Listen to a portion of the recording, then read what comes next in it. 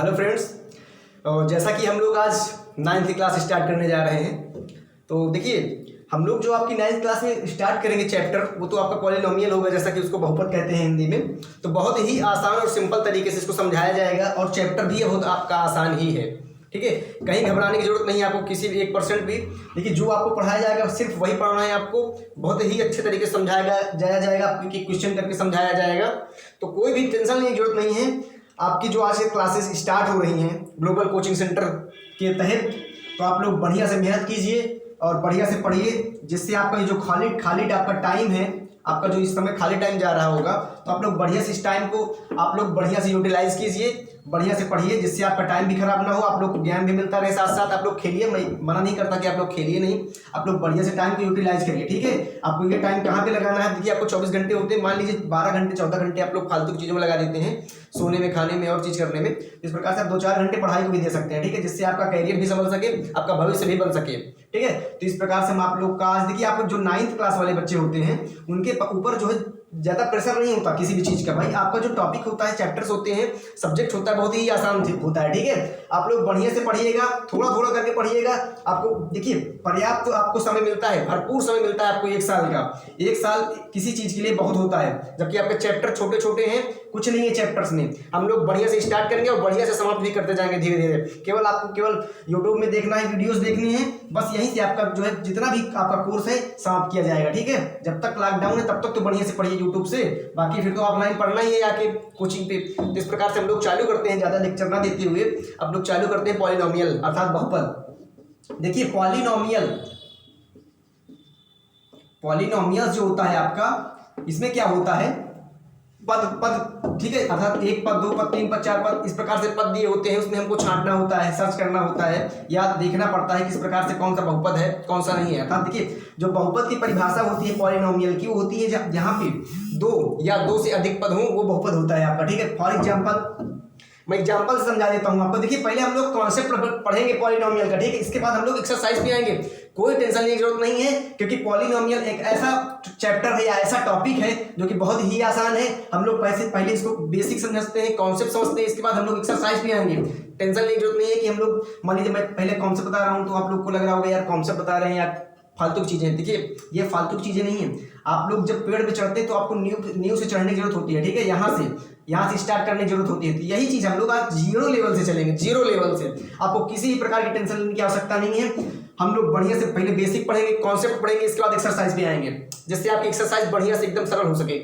देखिए, मैंने जो बहुपद की परिभाषा बताई आपको, 2 या 2 से जहाँ पे अधिक पद होंगे वो आपके बहुपद होंगे। देखिए, आप लोगों ने फार्मूला पढ़ा होगा, और नहीं भी पढ़ा तो मैं आपको यहाँ पे लिखा देता हूँ। आप लोग बढ़िया से नोट्स में नोट्स कर लीजिएगा, जिससे आपको भविष्य में आपको किसी प्रकार की टेंशन ना हो इस प्रकार के फार्मूलों से।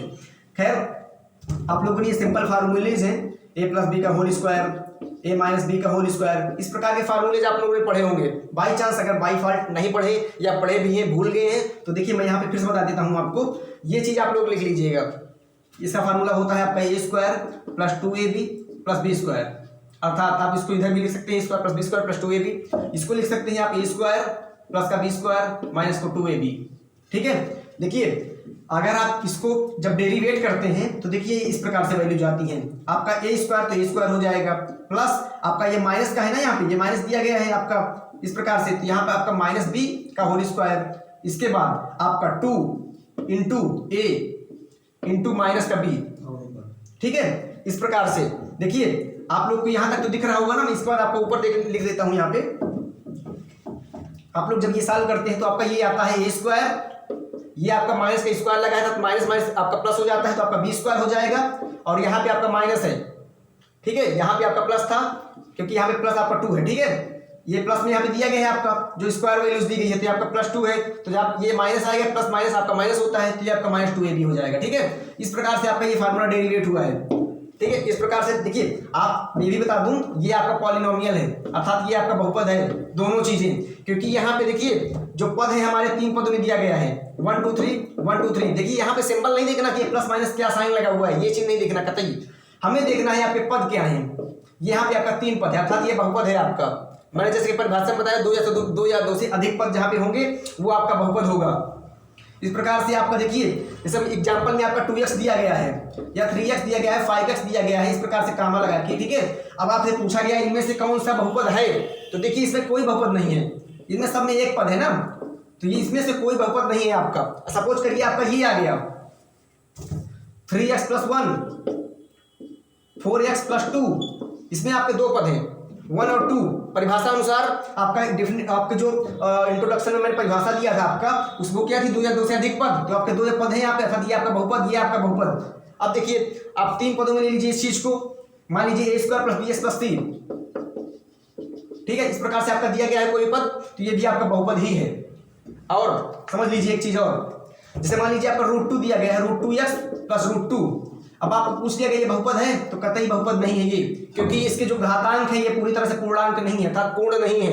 ये जो आपका इसका जो आपका जो घात आएगा 2 का, जब इसको रखेंगे तो 1/2 आएगा, ये पूरी तरह से आपका घात नहीं है, क्योंकि 1/2 में है, अर्थात जब 1/2 को हम यहाँ पे सॉल्व करेंगे 0.5 में आएगा, ठीक है। जब हम लोग 1 से डिवाइड बाई 2 करते हैं तो ये आपका 0.5 आएगा कि नहीं, तो इस प्रकार से जो 0.5 आया आपका, ये कहीं ना कहीं अधूरा है, पूर्ण संख्या नहीं है ये, इस प्रकार से ये आपका पॉलिनोमियल नहीं कहलाएगा, ठीक है। अब देखिए दूसरा एग्जांपल, मान लीजिए आपको ये दिया गया है y + 1/y, ये दिया गया है y + 1/y। अगर आपसे पूछ लिया गया ये बहुपद है, कतई बहुपद नहीं है, अर्थात ये बहुपद नहीं है। आप लोगों को देखिए बढ़िया समझ में आ रहा होगा, देखिए मैं इसीलिए आपको 0 लेवल समझाता हूँ, कॉन्सेप्ट लेके समझाता हूँ, ठीक है, कि आपको कहीं ना कहीं 1% भी दिक्कत ना हो किसी भी प्रकार की। तो देखिए आप लोग यहाँ पे समझ गए होंगे, y + y, यहाँ पे देखिए इसकी जो घात है ये तो 1 है इसकी घात, लेकिन इसकी घात 1 नहीं है, ये आपका जब ऊपर जाएगा तो माइनस में जाएगा, अर्थात ये पूर्ण घात नहीं है इसका। इस प्रकार से ये भी आपका पूरी तरह से ये आपका बहुपद नहीं है, ठीक है, ये भी आपका रॉन्ग होगा।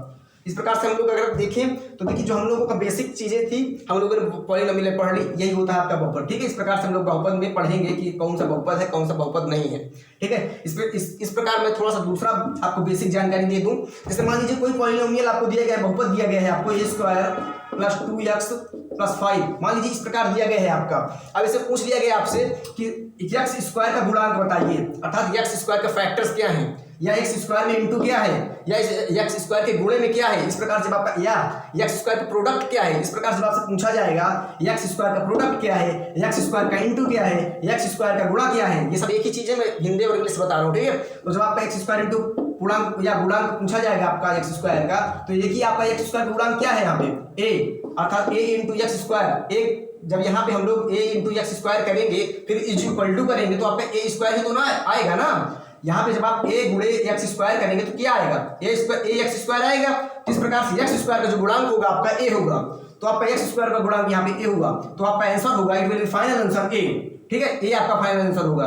तो देखिए हम लोग जिस प्रकार पढ़ रहे हैं यहाँ पे बिल्कुल नॉर्मल तरीके से पढ़ रहे हैं, और इसी प्रकार हम लोग पढ़ते जाएंगे तो आपको कहीं भी किसी प्रकार की टेंशन लेने की जरूरत नहीं है। आप लोग जहाँ पे इस चैनल पे आए बहुत अच्छी जगह आए हैं, बहुत ही सटीक जगह पे आए हैं, आप लोग को कोई कतई दूसरे चैनल देखने की आवश्यकता नहीं है, क्योंकि यहाँ पे जो आपको पढ़ाया जाएगा आपको रटना नहीं है कतई। इसको देखिए यहाँ पे आपको रट्टा, मैं कहावत बता दूंगा आपको, रट्टाफिकेशन एंड घोटालाइजेशन।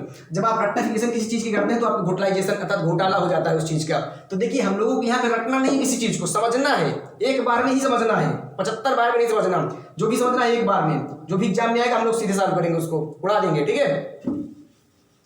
जैसा कि दीपू सर भी आपको पढ़ाते हैं बढ़िया से, तो आप लोग मैथ है पढ़िए, बढ़िया से पढ़िएगा, ठीक है। देखिए अगर हम लोग एक्सरसाइज पे आते हैं तो आपकी एक्सरसाइज बहुत ही आसान है। जैसा कि हम लोग एनसीईआरटी पढ़ रहे हैं, ठीक है, एनसीईआरटी, और आपका जो चैप्टर है आपका वो आपका दूसरा चैप्टर, ठीक है, अर्थात अध्याय 2। देखिए हम लोग एक्सरसाइज पे आते हैं, एक्सरसाइज पे 1-2 क्वेश्चन सॉल्व कर लेते हैं आपकी, बाकी नेक्स्ट डे हम लोग इसको इसके आगे करेंगे, ठीक है। बाकी आज थोड़ा सा देख लेते हैं क्वेश्चन आपके कैसे क्या है। देखिए कंटिन्यूअसली पूरी क्लासेस चलेंगी आपके, ठीक है, regular day by day classes चलेंगी, आपको वीडियोस मिलते रहेंगे, ठीक है। आप लोग यूट्यूब पे जाके सर्च कर लीजिए, सर्च जो है कर लिया कीजिए, ठीक है। दिन में एक बार आप लोग सर्च कर लिया कीजिए कि आपकी वीडियो पढ़ी है कि नहीं। और हाँ, आपकी 8 की वीडियो पढ़ रही है, आप लोग देखिए, आप लोग अगर 9th में गए हैं थोड़ा सा आपको रिवाइज भी करना चाहिए, तो आपको 8 की वीडियो जो पढ़ रही हैं, 8वीं क्लास की जो वीडियो पढ़ रही हैं, उनको भी जरूर आप देखिए, क्योंकि कहीं ना कहीं आपको बहुत फायदा होने वाला है इस चीज़ से। देखिए अगर आप बढ़िया पढ़ने में हैं, आपको बढ़िया बनना है पढ़ के, तो आप लोग क्या करिए, दूसरे बच्चों से अलग रहिए, दूसरे बच्चों से अलग हट के पढ़िए आप, जिससे आप आगे आ सकें। आप मान लीजिए यहाँ पे है, आपका लेवल नीचे है, डिक्रीज लेवल है आपका, आपको अगर इंक्रीजिंग लेवल पे जाना है, हाईएस्ट पॉइंट पे जाना है तो आपको यहाँ से यहाँ आना पड़ेगा, ठीक है, औरों से अलग बनना पड़ेगा। तो औरों से अलग बनने के लिए आप लोग ग्लोबल कोचिंग सेंटर की यूट्यूब पे आइए और ये जो वीडियोस पढ़ रहे हैं आपको डे बाई डे, इसको आप देखिए, ठीक है। बाकी हम लोग तो मेहनत कर ही रहे हैं, आप लोग भी थोड़ा मेहनत करिए। क्वेश्चन हम लोग एक्सरसाइज पे आते हैं। एक्सरसाइज आपकी क्या है, क्वेश्चन जो आपके क्वेश्चन है देखिए 2.1 एक्सरसाइज है आपकी। इसमें दिया गया है निम्नलिखित व्यंजकों में कौन कौन एक चर में बहुपद है और कौन कौन नहीं है, कारण के साथ अपने उत्तर दीजिए। जैसा कि मैंने आपको कॉन्सेप्ट, बेसिक कॉन्सेप्ट बताया है, उसी के तहत आपके क्वेश्चन हैं, बहुत ही आसान। अब आप लोग मुझे बताने की आवश्यकता नहीं है, आप लोग खुद सॉल्व कर लेंगे। यहाँ पे पहला क्वेश्चन है आपका, पहले का पहला दिया क्या गया आपका 4x² - 3x + 7, ये आपका दिया गया है। इसमें पूछ क्या रहा है, कौन सा बहुपद है, ये आपका बहुपद है। जैसा कि मैंने पहले बताया था आपको फार्मूला a + b का होल स्क्वायर, मैं बताया था a² + b² + 2ab। तो इस प्रकार से वो आपका 3 पदों में था, अर्थात ये बहुपद आ गया। 2 पद से अधिक है यहाँ पे, 2 या 2 से अधिक वो होते हैं आपके पॉलिनोमियल, तो आपका ये बहुपद होगा, ठीक है।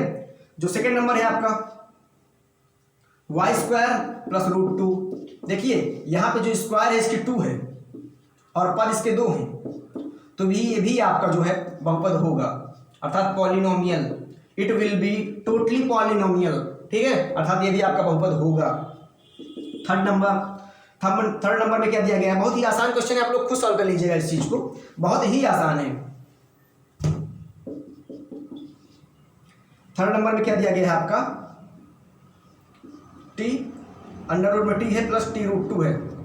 देखिए जैसा कि मैंने बताया कि जिस भी पद के जो घातांक होंगी या चर घातांक होंगी वो पूरी तरह से जो पूर्ण अंक नहीं होंगी, तो वो वहाँ पे आपका पॉलिनोमियल नहीं होगा, अर्थात यहाँ पे आपका पॉलिनोमियल नहीं है, क्योंकि जो t की घात है वो है 1/2।